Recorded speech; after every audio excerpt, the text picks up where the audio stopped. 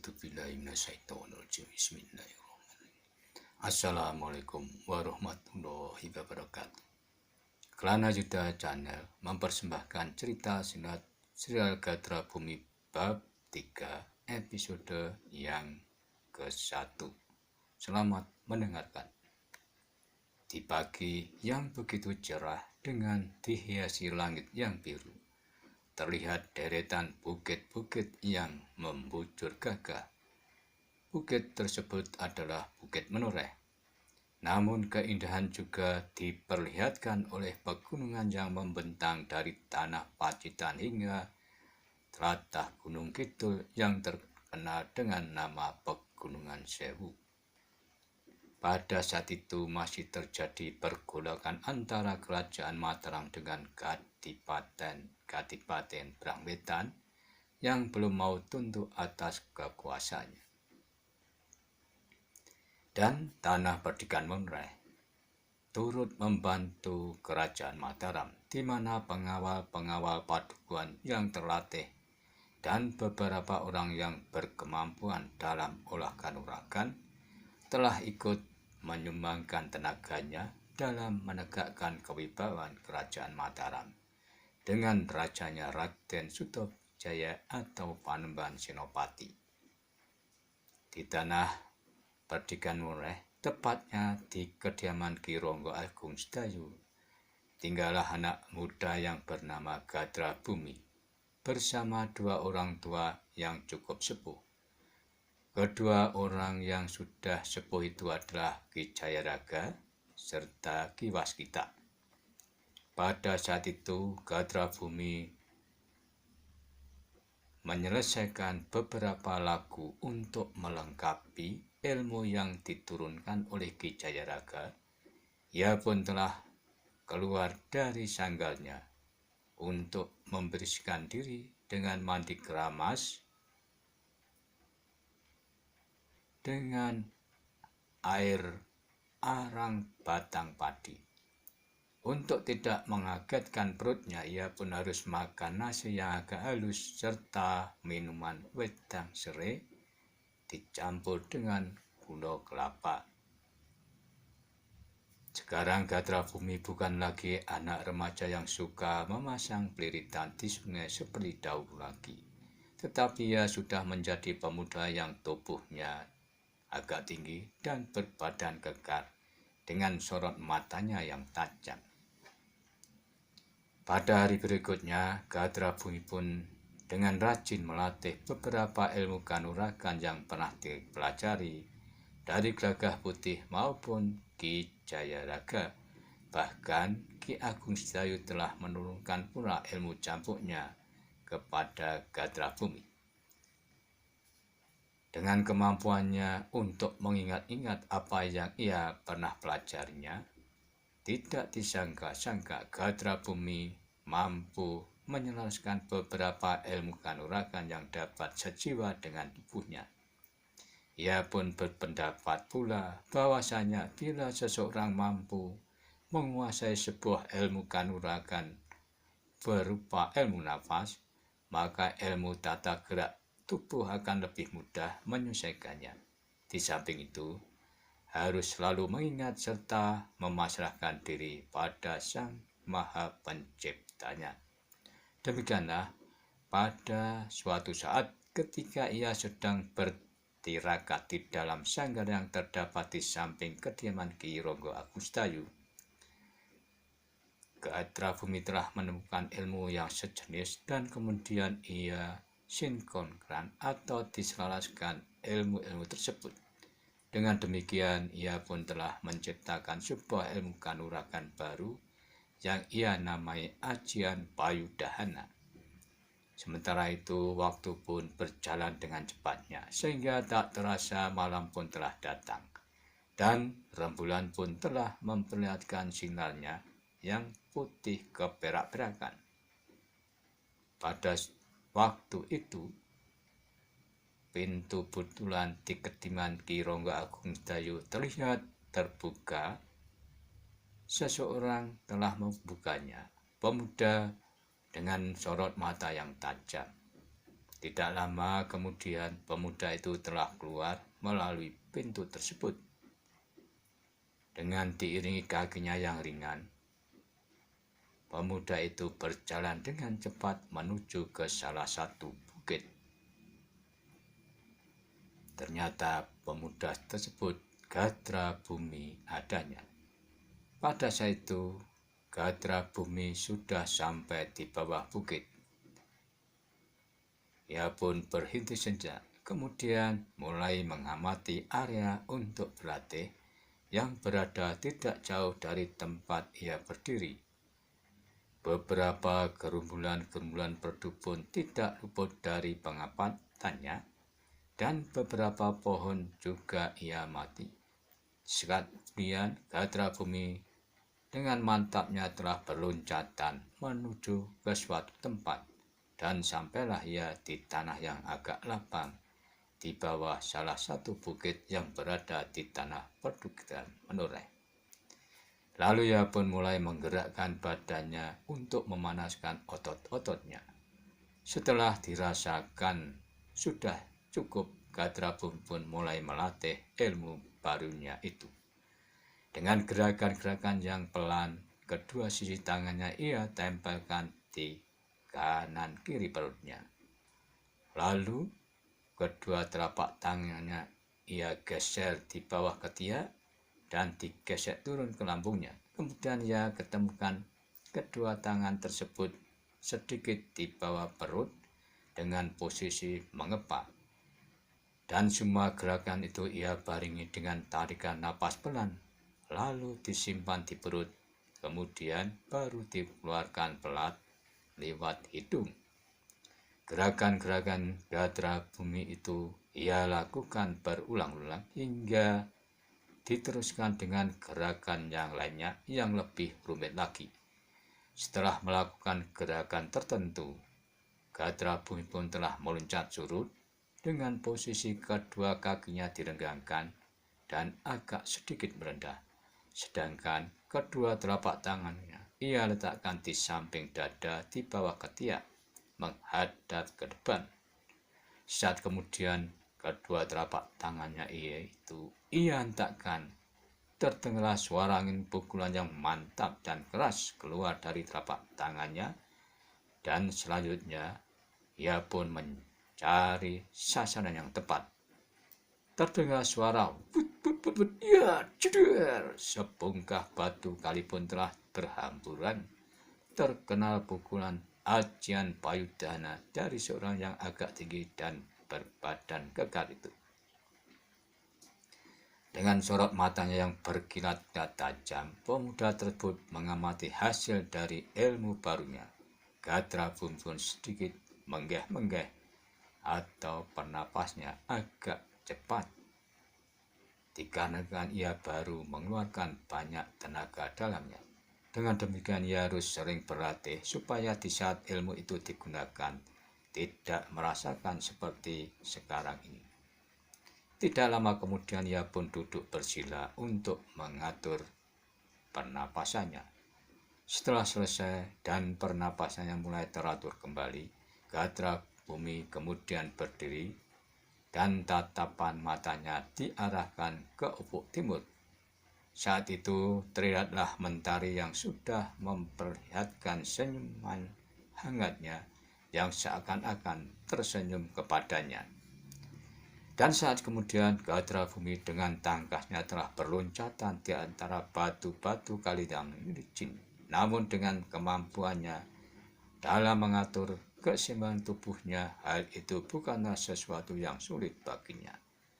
Setelah sampai di tanah agak lapang, Gatra Bumi tersenyum kemudian menyeka keringatnya. Tetapi karena terlalu berkonsentrasi, Gatra Bumi tidak mengetahui bahwa seseorang telah mengamati latihannya sudah beberapa lama, walaupun sebelumnya Gatra Bumi juga telah melihat-lihat aneh latihannya. Namun pada saat itu ia tidak menemukan sesuatu yang dapat mengganggunya. Tetapi sebenarnya pada saat itu di atas sebuah bukit, seseorang dengan menutupi sebagian wajahnya dengan kain ikat kepala telah mengamati latihan gatra bumi. Dan orang itu pun bergumam, luar biasa, anak ini ternyata sudah menjadi pemuda yang ngedap-ngedapi dengan ilmu barunya. Setelah bergumam, orang tersebut berkelebat dengan cepat meninggalkan bukit. Namun ia pun tidak mengetahui bahwa seseorang telah mengikutinya pula. Orang yang sebagian wajahnya tertutup dengan kain ikat kepala itu, lama-kelamaan perangatannya merasakan ada sesuatu yang tidak wajar di belakangnya. Kemudian ia pun berhenti di bawah pohon pakel sambil mengamati area di sekitarnya. Dan dengan ketajaman inderanya, ia pun mengetahui bahwa tidak jauh darinya di samping batu hitam sebesar gajah, ia melihat seseorang memakai caping bambu sedang bersandar di batu tersebut. "Kisanak, mengapa kau mengikutiku? Apa kau ada keperluan denganku?" Tiba orang-orang yang sebagian wajahnya tertutup dengan ikat kain kepala itu berkata, "Siapa yang kau sebut mengikutimu, Kisanak?" Jawab orang yang memakai caping bambu. "Kau, Kisanak," jawabnya. Orang yang memakai caping bambu itu tertawa. Namun suaranya membuat orang yang sebagian wajahnya tertutup kain ikat kepala itu terkejut. Sesaat kemudian ia pun bergegas menghampiri orang yang bersandar di batu sebesar gajah itu. "Maaf, Pangeran, hamba tidak mengira bahwa Pangeran sudah larut malam berada di tanah perdikan Munrai." Orang yang disebut Pangeran itu tertawa kembali. Lalu katanya, "Agung Sedayu, sudah beberapa hari aku memang meninggalkan Pajang. Aku ingin melihat-lihat suasana di luar istana." "Seniko, Pangeran," jawab Agung Sedayu. "Siapakah anak muda yang sedang mengiterapkan ajian celeret tahun itu?" "Gatra Bumi, Pangeran," jawab Agung Sedayu. "Gatra Bumi?" Orang yang disebut Pangeran itu mengulangi perkataan Agung Sedayu. "Benar, Pangeran." "Apakah anak yang berada di kedaman itu?" "Benar, Pangeran," jawab Agung Sedayu kembali.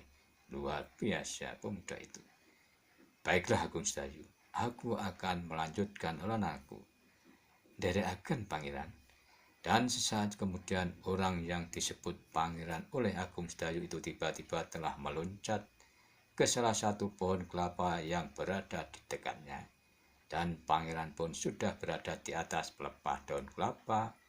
Lalu bagaikan terbang ia menuju ke selatan. Pada hari berikutnya mulailah memasuki musim kemarau. Hawa dingin pun sudah dirasakan oleh penghuni tanah perdikan Munrai dan sekitarnya. Dan di musim kemarau banyak bunga-bunga yang bermekaran di berbagai tempat, di antaranya di sebuah perbukitan. Di saat itu tumbuh-tumbuhan sejenis biji-bijian terlihat banyak kuncup bunga yang sudah mulai bermekaran dengan mengeluarkan aroma yang harum. Sehingga saat itu dapat mempengaruhi dinginnya udara malam yang berada di sekitar tanah lapang di bawah salah satu bukit Menoreh. Tiba-tiba saat itu terdengar suara alunan seruling perak yang mengembang di seluruh bukit. Dan seruling itu sedang ditiup oleh seorang pemuda yang sedang duduk di atas sebuah ranting pohon. Ternyata pemuda tersebut adalah Joko Satrio, murid dari Ki Broto yang berjuluk Pendekar Seruling Perak dari Gunung Merbabu, yang sedang mengembara hingga di Padukuhan Menoreh. Pada saat itu, kebetulan Gatra Bumi yang ingin mematangkan ilmu barunya Payudahannya kembali ke tempat biasanya ia berlatih di waktu malam hari. Ketika ia hampir sampai di tempat di tanah lapang, tiba-tiba telinganya mendengar alunan suara sulung. Sejenak kemudian ia pun menyempatkan diri untuk berhenti. Demi rasa penasarannya yang menggelitik hatinya, ia lalu melepaskan kain ikat kepalanya. Saat kemudian Ikat kepalanya itu dibuat untuk menutupi sebagian wajahnya. Dengan beberapa lompatan, Gadrabumi sudah berada di bawah orang yang sedang meniup seruling yang sedang duduk di ranting pohon cukup besar. Selanjutnya, Gadrabumi telah mengeluarkan suara tertawa yang dibuatnya agak besar nadanya, sehingga peniup seruling pun terkejut. Dengan beberapa kali loncatan serta berputaran di udara, Jagasatria si peniup seruling itu tiba-tiba sudah berdiri di hadapan Gadrabumi yang sedang menyamar dengan menutupi sebagian wajah. "Maaf Kisana, siapakah kau?" bertanya Jagasatria. Namun Gadrabumi tidak menjawab. Bahkan suara tertanya dibuat semakin keras sehingga memegakkan telinga Jagabumi. Karena keduanya masih muda, Joko Satrio ternyata belum bisa mengendalikan hawa amarahnya. Dasar orang sombong. Saat kemudian ia pun dengan kaki lurus tiba-tiba menyerang Gadrabumi. Angin tendangannya ternyata cukup deras juga, sehingga Gadrabumi harus menghindar bergeser kakinya ke samping sambil sikut tangannya menekan dan menyongsong polok atau mata kaki Jagasatria. Namun dengan cepat, kaki Joko Satrio ditarik sedikit untuk menghindari sikut Gadrabumi. Kemudian Joko Satrio segera mengganti dengan sisi telapak tangannya untuk menebas bau Gadrabumi. Saking cepatnya, tebasan tangan lawannya hampir saja mengenai baunya. Maka mau tidak mau Gadrabumi harus koprol atau bergulung-gulung beberapa kali. Tetapi saat itu kakinya masih sempat menyapu kaki Joko Satrio yang dibuat sebagai tumpuan badannya. Joko Satrio tidak mengira bahwa lawannya masih mampu menghindari serangannya, bahkan sempat membalas dengan sapuan. Maka dengan tangkasnya ia pun meloncat dengan bersalto, dan tangan yang satu dibuatnya sebagai tumpuan mengganti kakinya. Saat kemudian kedua pemuda itu sudah berdiri dengan kaki yang direnggangkan, kedua pemuda tersebut ternyata sudah mempersiapkan diri. Tidak lama kemudian, dengan cepat Joko Satrio telah bergerak, berjigjag dengan kaki digeser ke kanan kemudian ke kiri. Secara cepat ia menyerang lawannya kembali. Namun saat itu Gadrabumi yang sudah bersiap diri pula segera menyongsong serangan Joko Satrio dengan menangkis dengan tangannya. Maka terjadilah sebuah benturan yang cukup mengeluarkan keringat. Das! Dari akibat benturan itu, keduanya pun sama-sama terdorong mundur beberapa langkah. Setelah berhenti sejenak, kedua pemuda kembali bertempur lagi. Dan saat kemudian terjadilah pertemuan dengan sengitnya. Keduanya mengeluarkan kemampuan dan menggunakan ketangkasan serta kelincahannya. Serangan-serangan yang menggunakan pukulan serta tendangan dengan kaki telah terjadi. Das, duk, das, duk, das. Karena derasnya serangan-serangan tersebut, maka telah menimbulkan pusaran angin yang bergulung-gulung di sekitar. Dengan demikian, malam itu Gadrabumi telah mendapatkan lawan tanding yang cukup membuat ia bersemangat hingga di tingkatnya ilmu keseimbangan tubuhnya. Sementara itu, lawannya ternyata tidak mau kalah. Maka Joko Satrio telah mempercepat gerak tubuhnya pula. Tetapi saat itu ia masih belum dapat mengimbangi kecepatan gerak orang yang menutupi sebagian wajahnya dengan kain ikat kepala tersebut. Saat kemudian Joko Satrio meloncat mundur beberapa langkah. Lalu diambilnya sebuah seruling gerak dari ikat pinggang kulitnya. Sejenak kemudian seruling itu diputarnya dan kemudian dihentakkan ke arah lawan. Seleret cahaya yang putih telah meluncur ke arah Gadrabumi. Namun dengan tangkasnya Gadrabumi menghindari dengan melompat ke atas dan salah satu telapak tangannya telah dihentakkan ke sebelah batu dekat Joko Satrio. Saat kemudian suatu cahaya kebiru-biruan telah menerjang ke batu tersebut, sehingga menimbulkan suara yang bergemuruh dan mengakibatkan berhamburnya batu-batu itu menjadi kecil-kecil bagaikan kerikil. Di saat itu sinar perak yang menghantam mengarah ke Gatra Bumi dapat dihindarinya. Lalu sinar perak tersebut menghantam pohon sebesar sekepalan tangan yang berada di belakangnya, sehingga menimbulkan derakan suara pohon yang telah tumbang. Melihat kejadian yang baru saja, mereka pun menjadi terpaku. Lalu Gatra Bumi dan Joko Satria telah menghentikan serangan sejenak. Saat itu keduanya masih tetap bersiap siaga guna menghadapi serangan-serangan lanjutnya. Joko Satrio yang masih penasaran dalam benaknya sudah berencana bila terpaksa nanti ia akan mengeluarkan ilmu pamungkasnya, yaitu Ajian Condromowo. Namun Gatra Bumi yang sebetulnya sudah mengetahui siapa pemuda yang bersenjata seluring tersebut masih ingin mencoba dan ingin menggodanya. Tidak terasa malam pun sudah mendekati puncaknya, serta sinar rembulan terlihat terang benderang menyinari area tersebut.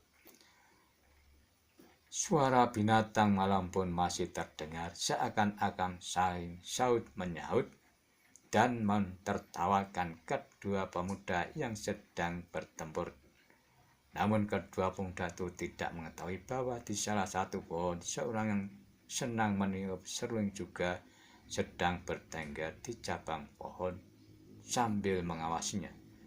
Sedangkan seseorang yang pernah mengawasi Gatra Bumi berlatih juga ada di sekitar area tersebut. Orang tersebut tetap menutupi sebagian wajahnya dengan kain ikat kepalanya, sehingga rambutnya yang agak ikal dan sedikit panjang terurai di baunya.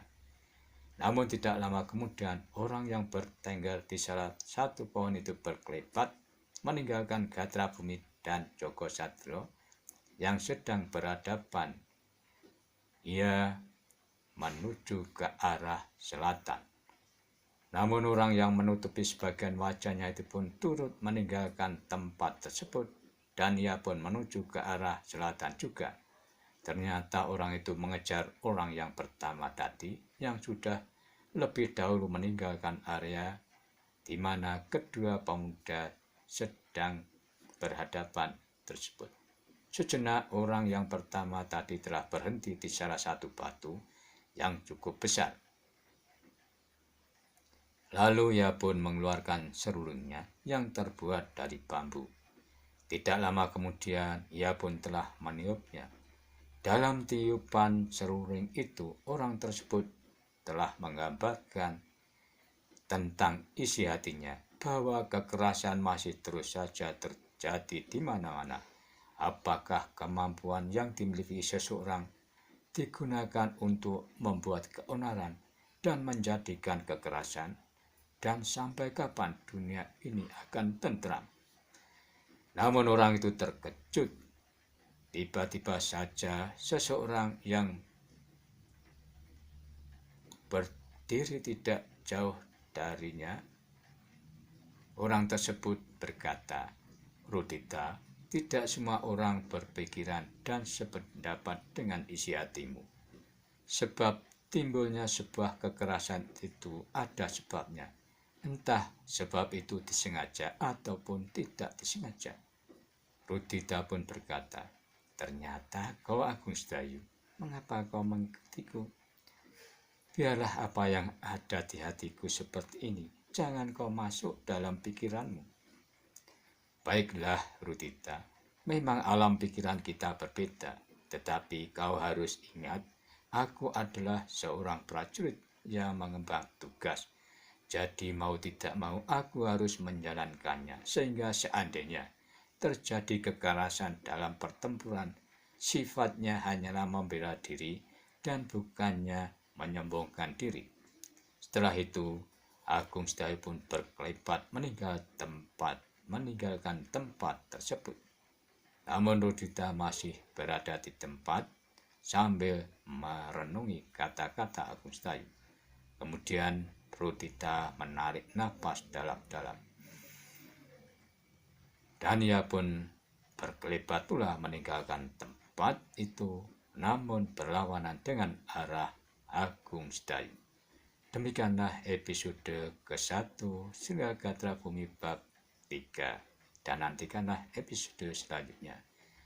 Namun bila mana ada yang berkenan subscribe, like maupun berkomentar, dipersilakan. Terima kasih, sampai jumpa.